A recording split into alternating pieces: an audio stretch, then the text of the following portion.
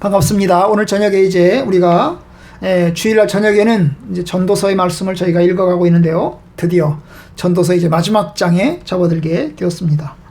지난 시간에 우리가 11장 7절 8절 바로 앞부분이죠. 7절하고 8절을 중심으로 해서 즐거운 삶과 캄캄한 날들에 대한 이야기를 들었습니다. 전도서는 이제 우리가 세상에서 빛을 보고 살기 때문에 즐겁게 살도록 일생을 살아가는 동안에 즐겁게 살아가라고 권면을 했습니다. 사실 우리가 하루하루 사는 게 아니라 60년, 70년을 사는 거기 때문에 사실 즐겁게 살아야죠. 그죠? 행복하게 살아야 됩니다. 우리가 죽어서 하나님 나라에 가고 구원받아서 천국에 들어가지만 살아있는 동안에는 즐겁게 살아야 됩니다. 왜냐하면 그렇지 않아도 힘든 세상, 즐겁게 살지 않으면 정말 힘들어서 살기가 어려울 것입니다. 그런데 이 전도서는 이제 즐겁게 살라고 권면을 하면서도 또한 캄캄한 날에 대한 이야기를 하고 있습니다. 이 캄캄한 날이 뭡니까?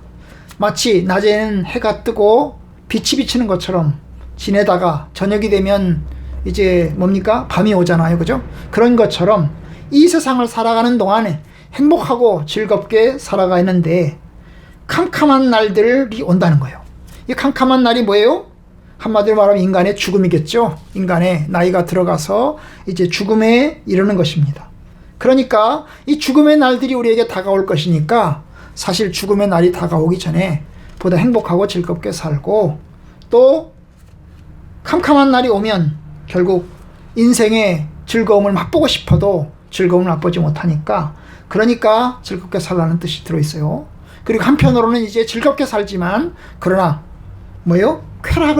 쾌락적인 삶, 인간의 어떤 정말 기쁨만을 위해서 방탕하게 살면서 인간의 세상적인 어떤 즐거움만을 추구하는 그런 삶에 대한 이야기는 하는 게 아닙니다. 왜냐하면 캄캄한 날을 생각하면 쾌락적인 삶보다도 하나님 앞에서 심판의 때가 또 오기 때문에 그 심판의 때에서 우리의 삶을 이제 체크해 보려고 하면 쾌락적인 삶을 이제 우리에게 살라고 권면하는 것은 또 아닙니다. 그러니까 즐겁게 살긴 살지만 그러나 동시에 캄캄한 날, 심판의 날도 있음을 깨닫고 그 즐거움이라는 것이 절도 있는 삶을 살라고 하는 것을 이야기합니다. 오늘 읽은 말씀도 똑같습니다. 오늘 읽은 말씀도 다만 대상이 다른 거죠. 이 대상은 뭡니까? 청년들에게, 젊은이들에게 하는 말입니다. 11장 9절, 청년이여 내 어린 때를 즐거워하며 내 청년의 날들을 마음에 기뻐하여 마음에 원하는 길들과 내 눈이 보는 대로 행하라. 여기서 이제 보면 이 청년에게 하는 권면도 역시 우리가 앞부분에 보았던 그 8절의 내용과 거의 같은 내용인데요. 바로 뭡니까? 즐겁게 살라는 것입니다. 행복하게 살라는 것입니다. 그리고 하고 싶은 대로 살아보라는 것입니다. 사실 이 청년이라고 하는 것은 한창인 때를 말하죠. 키가 자라고 또 힘도 자라고 또 정욕도 자라고 하고 싶은 어떤 꿈도 자라고 이런 모든 것이 한창인 그런 때입니다. 그런 때에 도전도 하고 그 다음에 여행도 하고 또 봉사도 하고 이렇게 열심히 에너지를 발산할 때 아닙니까? 그런데 그렇게 혈기왕성하고 그리고 적극적이고 그리고 모험심이 아주 많은 그러한 때에 도전적인 어떤 마음을 가지고 살아가는 바로 그러한 때에 살고 있는 젊은이들에게 하는 말이 뭡니까? 바로 내 어린 때를 즐거워해라. 네가 즐겁게 살아라. 그리고 내 청년의 날들을 기뻐하라. 너희들이 지금 젊은이들의 시간들을 보내고 있는 것에 대해서 너희들이 기뻐하고 즐겁게 생각해라. 그리고 마음에 원하는 것들과 내 눈이 보는 대로, 너희들이 하고 싶은 대로 너희들의 꿈들 마음대로 펼쳐보고 너희들의 계획들 마음대로 펼쳐보아라. 도전해보아라. 꿈들을 펼치기 위해서, 꿈을 이루기 위해서 열심히 노력해보아라 라고 이야기합니다. 바로 그래요. 그렇습니다. 우리 젊은이들은 도전적이니까 또 자라나는 세대니까 열심히 살아야 됩니다.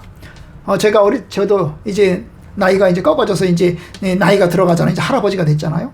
그런데 제가 젊을 때만 하더라도 잠을 안 자고도 하룻밤을 꼬박꼬박 샜습니다. 지금은 잠을 안 자고 하룻밤을 새면 그 다음날 너무 힘들어서 감당하지 못합니다. 그런데 전에는 하룻밤, 이틀밤은 끄덕없이 보냈던 적이 있습니다. 이게 젊은 때예요, 젊은 때.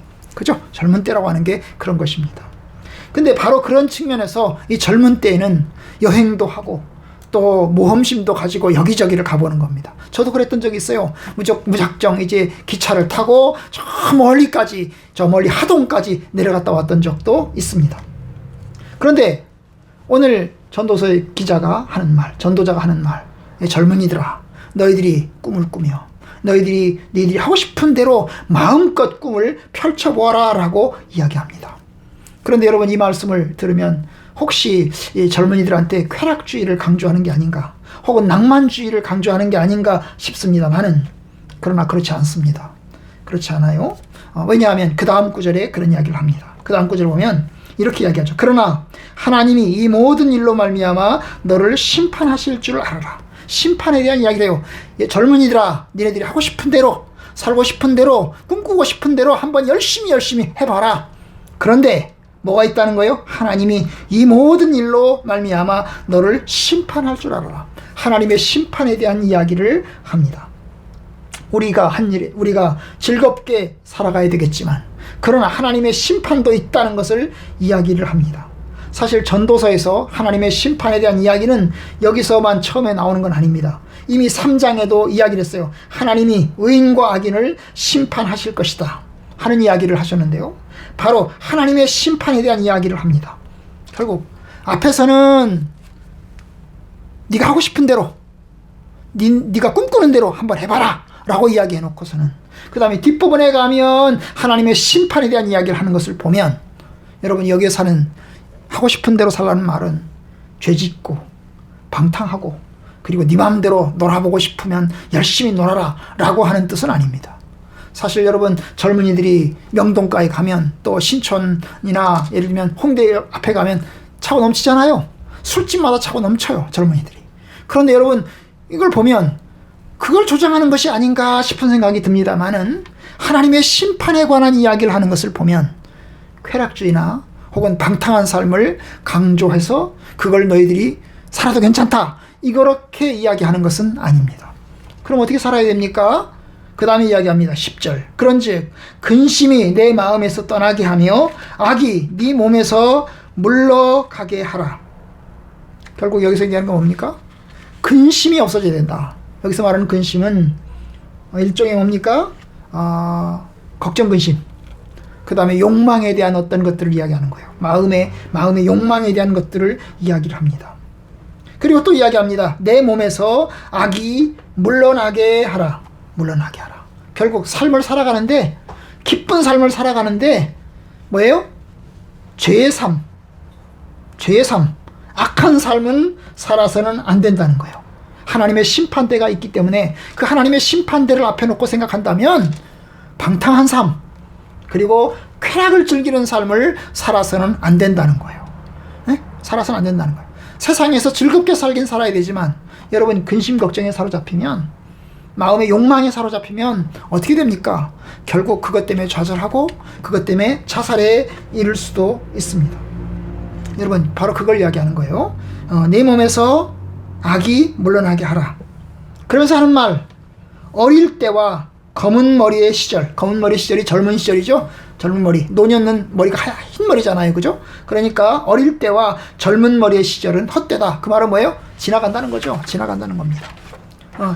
젊은 머리의 시절, 한때라는 거죠. 한때. 그냥 금방금방 지나가기 때문에 모든 사람들이 그 젊은이 시절이 다 지나가서, 시간은 흘러가서 결국 노년의 시절을 맞이하게 되고 결국 죽음의 시절을 맞이할 것이기 때문에, 결국 이 젊은 시절이라고 하는 것이 헛되다, 결국 무의미하다라고 하는 것을 이야기를 합니다.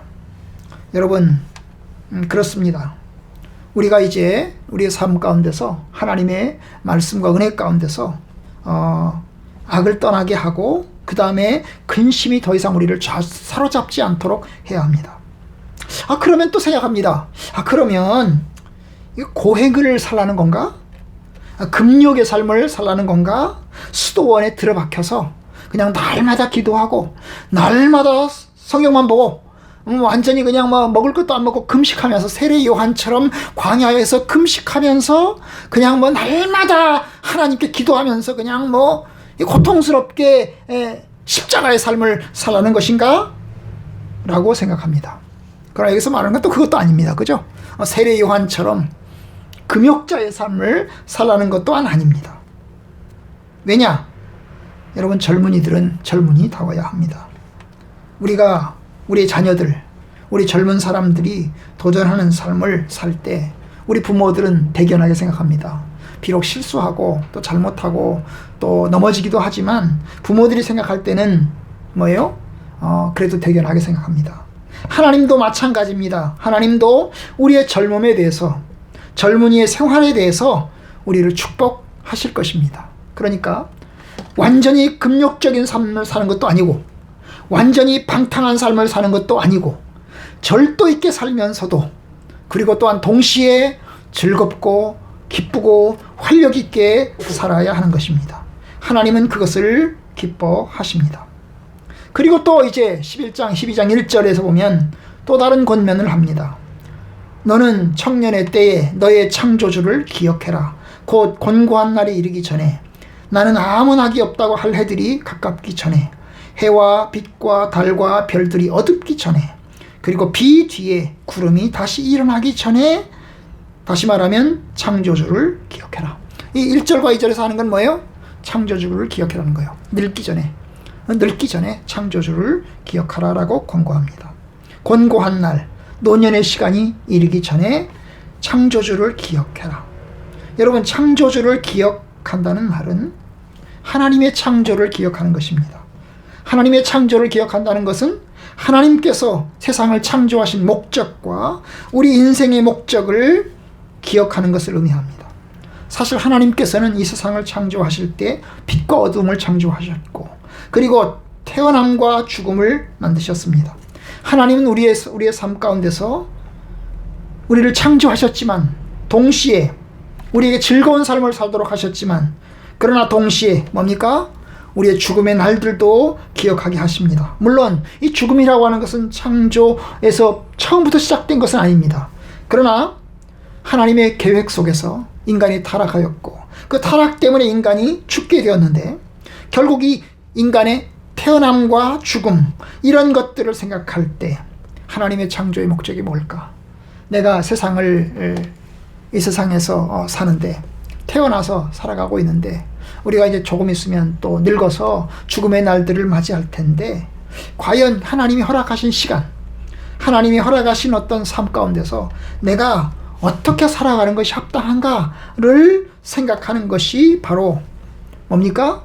하나님의 창조주를 기억하고 창조주 하나님을 기억하는 것을 의미합니다. 여러분, 젊은이들은 친구들과 어울려서 노는 것을 좋아합니다. 그리고 꿈을 향해 도전하는 것을 좋아합니다. 그리고 결혼해서 자녀를 낳고 열심히 키우는 것을 또한 계획하고 또 노력하고 기도합니다. 그리고 열심히 공부해서 자신의 인생의 계획을 향해서 열심히 노력해 나가는 것도 생각합니다. 그런데 여러분, 그런 모든 과정 속에서 하나님의 그 창조의 계획을 생각해 보는 것입니다. 하나님께서 나를 어떻게 창조하셨을까? 하나님이 내게 무엇을 원하시나? 그것이 창조주를 기억하는 것입니다. 이게 창조주라는 것은 조물주잖아요. 조물주.